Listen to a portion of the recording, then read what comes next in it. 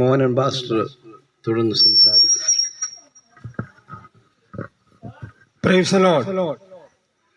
ഈ മധ്യാഹ്ന വേളയിൽ ഈ ശബ്ദപരിധിക്കുള്ളിൽ ഞങ്ങളെ ശ്രവിക്കുന്ന എല്ലാ ദേശനിവാസികൾക്കും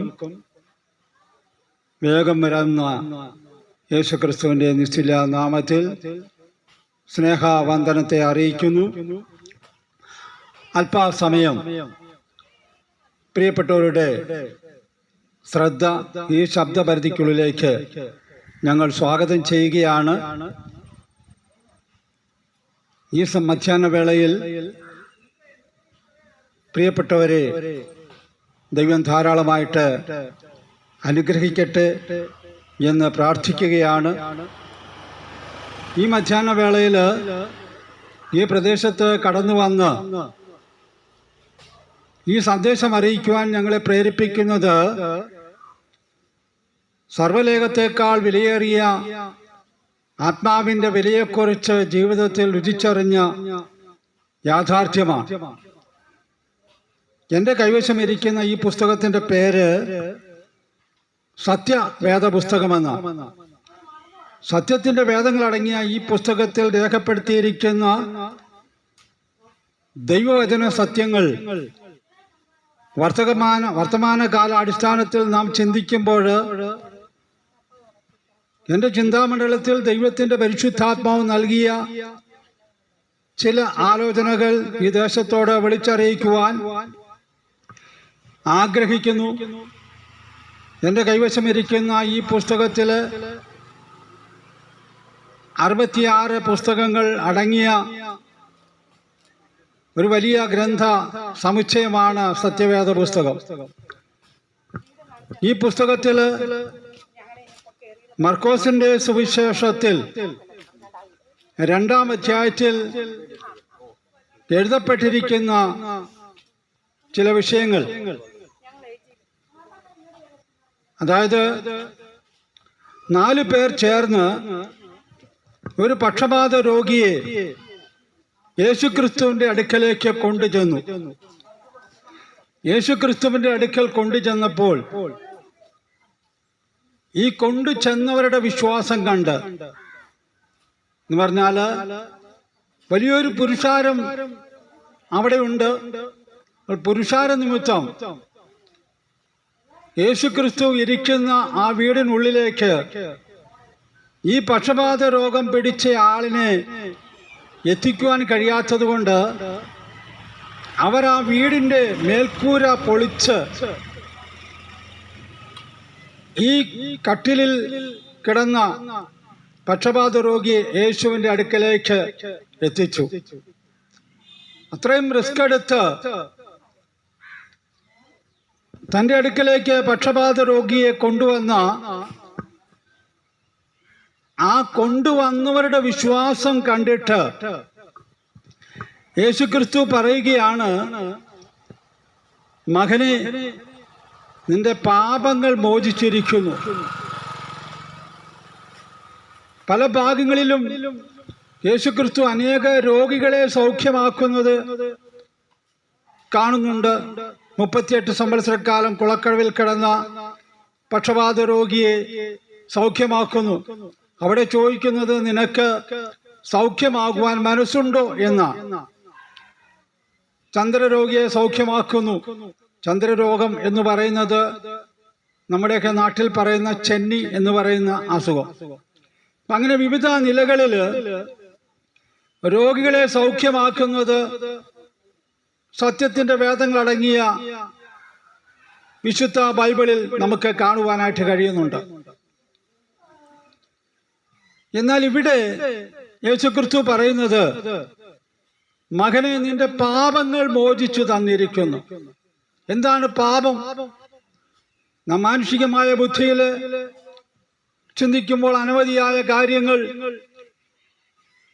നമ്മുടെ ചിന്താമണ്ഡലത്തിലേക്ക് കടന്നു വരും. മോഷ്ടിക്കുന്നത് പാപമാണ്, വ്യഭിചാരം ചെയ്യുന്നത് പാപമാണ്, കൊലപാതകം ചെയ്യുന്നത് പാപമാണ്. ഇങ്ങനെയൊക്കെയുള്ള ചിന്തകളാണ് പാപം എന്ന ആ ചിന്തയിലേക്ക് നമ്മെ കടത്തിവിടുന്നത്. എന്നാൽ യഥാർത്ഥത്തിൽ എന്താണ് പാപം? ഒറ്റ വാക്കിൽ പറഞ്ഞാൽ, ദൈവം എന്തിനു വേണ്ടിയാണോ മനുഷ്യനെ സൃഷ്ടിച്ചത്, ആ സൃഷ്ടിപ്പിന്റെ ഉദ്ദേശത്തിൽ നിന്ന് മനുഷ്യൻ തെറ്റിപ്പോയി. ദൈവിക ഉദ്ദേശത്തിൽ നിന്ന്, ദൈവിക പദ്ധതികളിൽ നിന്ന് മനുഷ്യൻ തെറ്റി.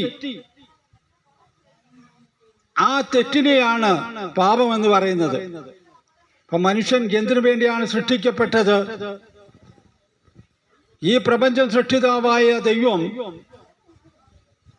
ആദിയിൽ ദൈവം ആകാശവും ഭൂമിയും സൃഷ്ടിച്ചു എന്ന് തുടങ്ങുന്ന വേദഭാഗത്തിൽ, ആദിയിൽ ദൈവം ആകാശവും പിന്നീട് ഭൂമിയും സൃഷ്ടിച്ചു എന്ന്, അതിനുശേഷം അനേക സൃഷ്ടിപ്പുകളെ കുറിച്ച് അവിടെ രേഖപ്പെടുത്തിയിട്ടുണ്ട്. 2-ാം അധ്യായത്തിലേക്ക് വരുമ്പോൾ മനുഷ്യന്റെ സൃഷ്ടിപ്പിനെ കുറിച്ച് എഴുതിയിരിക്കുന്നു. മനുഷ്യനെ സൃഷ്ടിച്ചതിന്റെ ഉദ്ദേശത്തെക്കുറിച്ചും മനുഷ്യന് സംഭവിച്ച തെറ്റിനെ കുറിച്ചും ഒക്കെ വിശദമാക്കി രേഖപ്പെടുത്തിയിരിക്കുന്ന പുസ്തകമാണ് വേദപുസ്തകത്തിലെ ആദ്യ പുസ്തകമായ ഉൽപ്പത്തി പുസ്തകം. ആ പുസ്തകത്തിൽ പാപം എന്ന് പറഞ്ഞിരിക്കുന്നത് ലക്ഷ്യം തെറ്റുക എന്നാണ്. ലക്ഷ്യം തെറ്റുക എന്ന് പറഞ്ഞത്, ദൈവം എന്തിനു വേണ്ടിയാണോ മനുഷ്യനെ സൃഷ്ടിച്ചത്, ആ സൃഷ്ടിപ്പിന്റെ ഉദ്ദേശത്തിൽ നിന്ന് മനുഷ്യൻ തെറ്റി. നാം ആയിരിക്കുന്ന ഈ വർത്തമാന കാലഘട്ടം നാം ചിന്തിക്കുമ്പോൾ, ദൈവം പറഞ്ഞിരിക്കുന്ന കൽപ്പനകളെ അനുസരിക്കാതെ പിശാചിന്റെ വാഗ്ദത്തങ്ങളിൽ വിശ്വസിച്ചുകൊണ്ട് മനുഷ്യൻ പാപത്തിന്റെ അടിമയായി തീർന്നു. ഇന്ന് കാണുന്ന മനുഷ്യനിലെ പല സ്വഭാവങ്ങളും അതിന്റെ അടയാളമാണ്. കഴിഞ്ഞ ദിവസം വാർത്താമാധ്യമത്തിൽ കണ്ട ഒരു വാർത്ത, ഒരു 17 വയസ്സ് പ്രായമുള്ള ഒരു പെൺകുട്ടി തന്റെ മാതാവിനെ കത്തി കൊണ്ട് കുത്തി.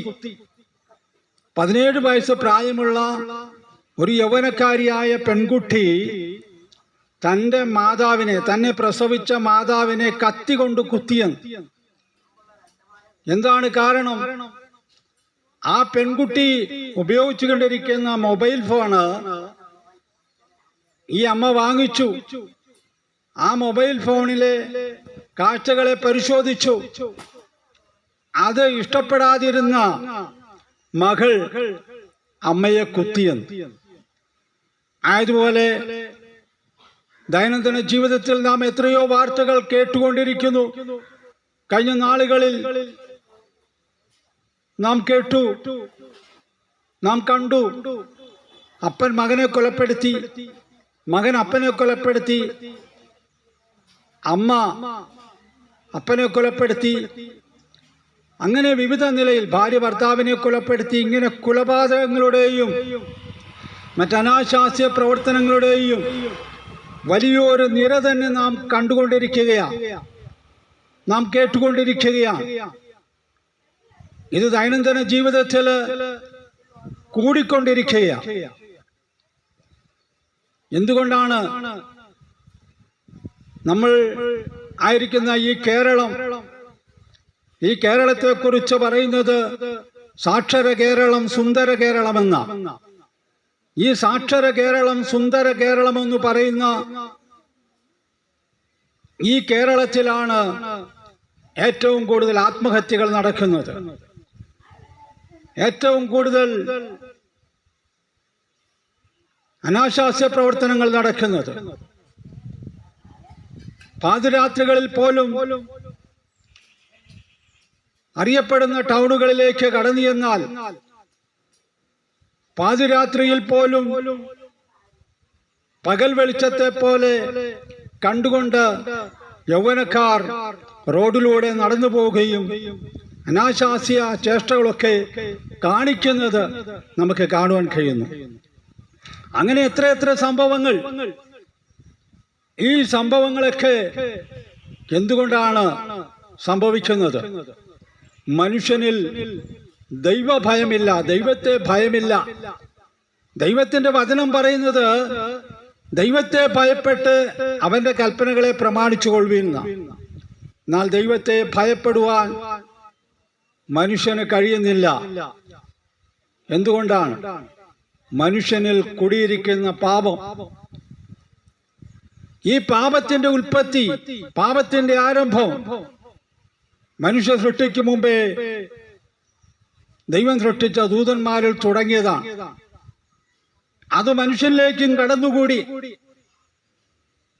നമ്മുടെ ഈ ശരീരമെന്ന് പറയുന്നത് വേദപുസ്തകത്തിലൂടെ ചിന്തിക്കുമ്പോൾ നിങ്ങൾ ദൈവത്തിന്റെ മന്ദിരമെന്നും ദൈവത്തിന്റെ ആത്മാവ് നിങ്ങളിൽ വസിക്കുന്നു എന്നും അറിയുന്നില്ലയോ? ദൈവത്തിന്റെ മന്ദിരത്തെ നശിപ്പിക്കുന്നവനെ ദൈവം നശിപ്പിക്കും എന്നാണ് എഴുതിയിരിക്കുന്നത്. ഇപ്പൊ ദൈവത്തിന്റെ മന്ദിരമായ എന്റെയും നിങ്ങളുടെയും ശരീരം, ഈ ശരീരത്തിന്റെ അകത്ത് വസിക്കുന്ന ആത്മാവ് എന്ന അദൃശ്യ ശക്തി, അത് അദൃശ്യമായതുകൊണ്ട് നമ്മുടെ ഭൗതിക കണ്ണുകൊണ്ട് നമുക്ക് കാണുവാൻ കഴിയുകയില്ല. എന്നാൽ അതിനെ അനുഭവത്തിലൂടെ രുചിച്ചറിയുവാനായിട്ട് കഴിയും. അപ്പോൾ ദൈവാത്മാവ് ഒരുവന്റെ ഉള്ളിൽ വസിക്കുമ്പോൾ അവനിൽ ദൈവിക സ്വഭാവങ്ങൾ കാണുവാൻ കഴിയും. പൈശാചിക ആത്മാവ് ഉള്ളിൽ വസിക്കുന്ന ഒരു വ്യക്തിയുടെ ഉള്ളിൽ പിശാച് അവന്റെ ആലോചനകൾ കൊടുത്ത് മനുഷ്യനെ കൊണ്ട് പാപം ചെയ്യിക്കുന്നു. അതാണ് ക്രൂരമായ പ്രവൃത്തികൾ. നാം മുമ്പ് പറഞ്ഞതുപോലെ കൊലപാതകങ്ങളും മോഷണവും വ്യഭിചാരവും അങ്ങനെ ദുഷ്പ്രവൃത്തികളൊക്കെ ചെയ്യുവാൻ പ്രേരിപ്പിക്കുന്നത് ഈ ഒരു ചിന്തയാണ്. എന്നാൽ അതിനേക്കാൾ ഉപരിയായിട്ട് നാം നിസാരമെന്ന് കാണുന്ന ചില പ്രവൃത്തികളുണ്ട്. പുകവലി. ഈ പുകവലിക്കുന്നത് യൗവനക്കാരെയും പ്രായമായവരെയൊക്കെ അതൊരു രസകരമായ ഒരു ചിന്തയായിട്ടാണ് പുകവലിക്കുന്നത്. എന്നാൽ ഈ പുകവലിക്കുവാൻ മനുഷ്യനെ പ്രേരിപ്പിക്കുന്നത് ആ വ്യക്തിയുടെ ഉള്ളിൽ വസിക്കുന്ന ദുരയാത്മാവാണ്, അതായത് ദുഷ്ടാത്മാവാണ്. കാരണം തീയും ഗന്ധവും കത്തുന്ന പൊയ്ക എന്ന് വേദപുസ്തകം പഠിപ്പിക്കുന്നത് ജീവന്റെ പുസ്തകത്തിൽ പേരെഴുതി കാണാത്ത ഏവനെയും തീപ്പൊയ്കയിൽ തള്ളിയിടും എന്നെഴുതിയിരിക്കുന്നു. അതിനെയാണ് നാം നരകമെന്ന് വിശേഷിപ്പിക്കുന്നത്. അപ്പോൾ ഈ നരകത്തിൽ ഈ തീയും ഗന്ധവും കത്തുന്ന പൊയ്കയാണുള്ളത്. പുകവലിക്കുന്ന ഒരു വ്യക്തി ഉപയോഗിക്കുന്ന സിഗരറ്റില് തീയുണ്ട്, പുകയുണ്ട്, ഗന്ധകമുണ്ട്. അപ്പൊ ഇത് ആസ്വദിക്കുവാനായിട്ട് പ്രേരിപ്പിക്കുന്ന ആത്മാവ് ഉള്ളിൽ വസിക്കുന്ന ഒരു വ്യക്തിക്ക് പുകവലിക്കാതെ ഇരിക്കുവാൻ കഴിയുകയില്ല.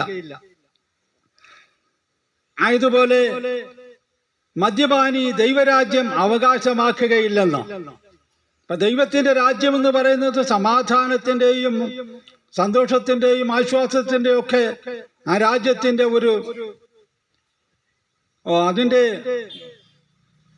എന്തോ പറയുന്ന സ്തോത്രം, സമാധാനത്തിന്റെ രാജ്യത്തിന്റെ ഒരു നിഴൽ രൂപമാണ്.